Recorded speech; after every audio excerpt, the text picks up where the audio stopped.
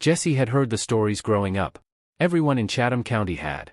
Deep in the pine woods outside of Harper's Crossroads, there was a strange clearing. A perfect circle, about 40 feet across, where nothing would grow. No grass. No weeds. No trees. Just bare, dry soil. The locals called it the devil's tramping ground. Legend said that the devil himself walked in circles there every night, wearing the ground bare with his pacing as he planned new evil to release into the world. Animals avoided it. Birds never sang near it. Dogs howled and trembled if you brought them too close. Jesse always thought it was just southern superstition. Until one day, after years of traveling for work, he came home to care for his sick father and started noticing things about the land. Dead zones in the woods. Burnt animal carcasses nearby. A boy in town who wandered into the circle and wouldn't speak for days. That's when Jesse made a decision. He'd go there himself. He'd camp overnight. And he'd bring proof. Jesse packed light. A tent, his camera, some food, and a notebook. He brought a compass, a crucifix from his late mother, and his German shepherd, Bear. It was late October. The air was cool and dry. Leaves whispered like secrets on the wind as he drove his pickup through old fire roads and hiked the last mile into the woods. And there it was. Just like the stories. A perfect circle of dirt in the middle of dense pines.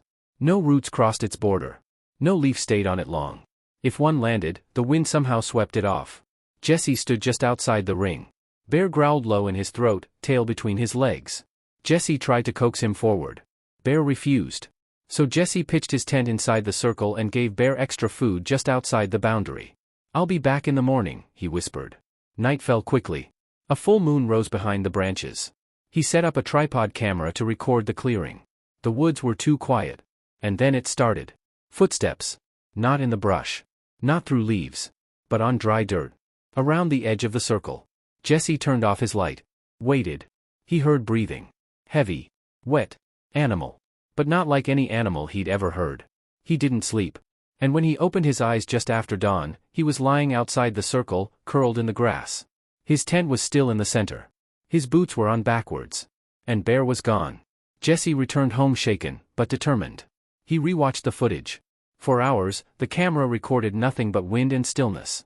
But at exactly 3:33 a.m., the tripod jolted slightly. The lens adjusted as though something had passed right in front of it. The frame trembled. The soil inside the circle shifted. Not like something walked across it. More like something was pushing up from underneath. Then the video cut out. No ending. No Bear. No Jesse waking up. He went back a week later with his friend Carla, a skeptical reporter from Chapel Hill. She brought EMF detectors, a drone, and 2 body cams. She laughed about it on the way in. Called it redneck Blair Witch stuff. That night, the wind died completely. Jesse swore the trees surrounding the clearing had moved closer than before. Carla stood in the center with her arms crossed. This is the devil's grand plan? A dirt patch? Then her body cam glitched. Lights dimmed. And Carla, mouth wide, eyes rolled up, began walking in slow circles inside the boundary. Not blinking. Not stopping. Whispering something under her breath in a language Jesse didn't recognize. He tried to grab her. She shrieked like a feral animal and threw him 10 feet backwards. At dawn, she collapsed. She didn't remember a thing. But that night's drone footage? It showed something terrifying. At 3:33 a.m., a black shadow the size of a man appeared in the clearing. It didn't walk in. It formed out of nothing, in a sudden burst of static. It had no face. No hands. Just a wide, rippling silhouette that began pacing the circle. Clockwise. Over and over ***. Exactly 43 times. And then it stopped. And looked directly up at the drone. The footage ended with a loud screech. The drone crashed. They never found it. Jesse couldn't stop thinking about it. He started sketching the shadow in his journal. Every night he dreamed of the same thing. A fire pit inside the circle. Something pacing. Whispers in a dozen tongues. He became obsessed. Carla tried to warn him. Told him to stay away. That something had followed her home. That her mirrors reflected shadows that weren't there. That her boyfriend had woken up with burn marks on his chest in the shape of goat hooves. Jesse didn't listen. He went back one last time. Alone. This time, he brought no camera. No notebook. Just a shovel and a lantern. He began to dig inside the circle. The soil was dry, but not deep. Only about 2 feet down, his shovel hit something solid.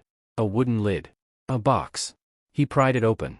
Inside were items that chilled him, a worn Bible burned through the center. Animal bones arranged in a pentagram.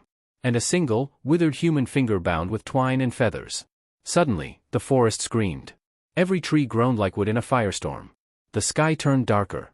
The ground trembled beneath his knees. Jesse dropped the box and ran. He never made it out of the woods. They found his body 2 days later, just outside the circle, eyes wide open, mouth frozen mid-scream. His fingernails were worn down, as if he'd tried to crawl back in. And on the soil inside the circle? One single sentence was written in perfect, clean handwriting. "You are never alone here."